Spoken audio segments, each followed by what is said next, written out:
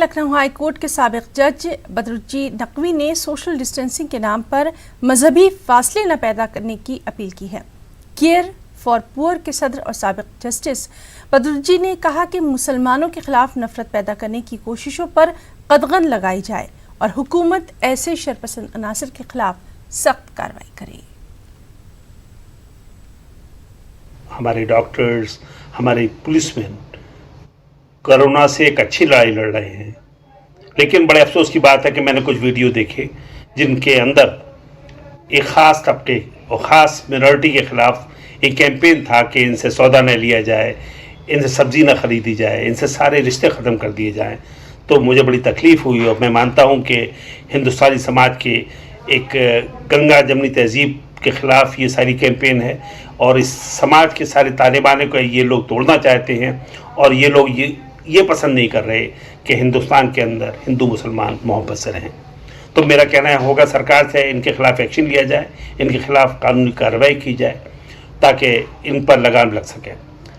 मैं कहना चाहता हूँ ऐसे लोगों से, नफ़रतों के सौदागरों से, कि वो ये शायद नहीं देख रहे कि मुल्क के अंदर सारे मुस्लिम हिंदू भाइयों के साथ शाना बरशाना इस लड़ाई को लड़ रहे हैं।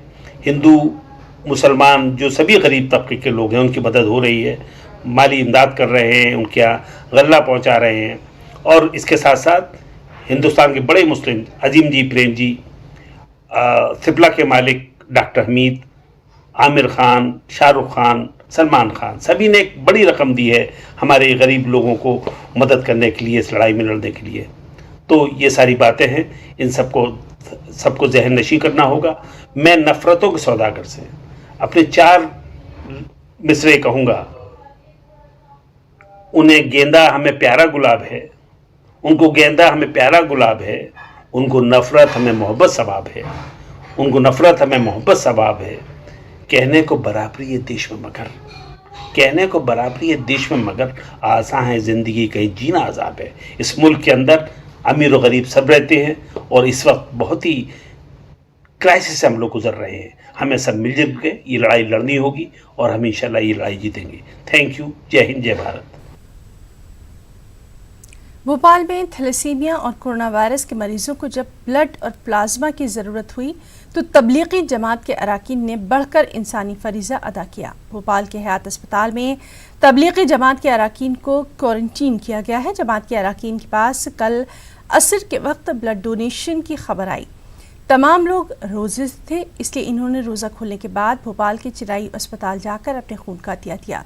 जमात के अराकीन का कहना है कि उन्हें इंसानी खिदमत का दरस दिया जाता है। उन्हें खुशी है कि उनका खून उनके किसी हमवतन भाई के काम आएगा। कहा गया है कि हमें प्लाज्मा डोनेट किया जाए। हमें बहुत खुशी होती है, हमारे वजह से किसी का घर बन जाए, किसी की जान बच जाए, किसी के घरों में खुशी हो जाए।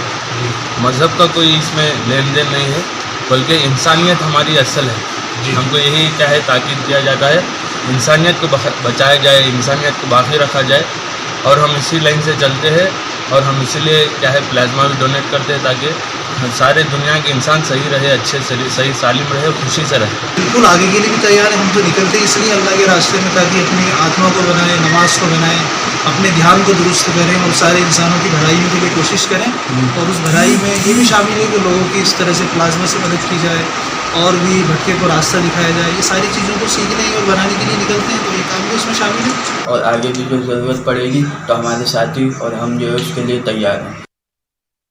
कोरोना और कई दिनों से जारी लॉकडाउन की वजह से कई मजदूर मुख्तलिफ मुकामात पर फंस कर रह गए हैं। हालात बहाल होने में और कितना वक्त लगेगा ये कहना बेहद मुश्किल है।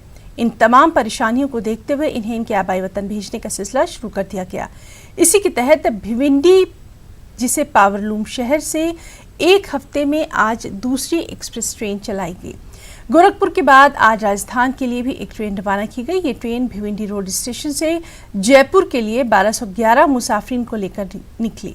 555 रुपये टिकट का लिया गया, जबकि खाने पीने का इंतजाम इंतजामिया की जानिब से किया गया। गांव जाने वाले मुसाफिरीन के चेहरों पर जहां खुशी देखी गई, वहीं इंतजामिया और पुलिस के चेहरों पर भी सुकून नजर आया।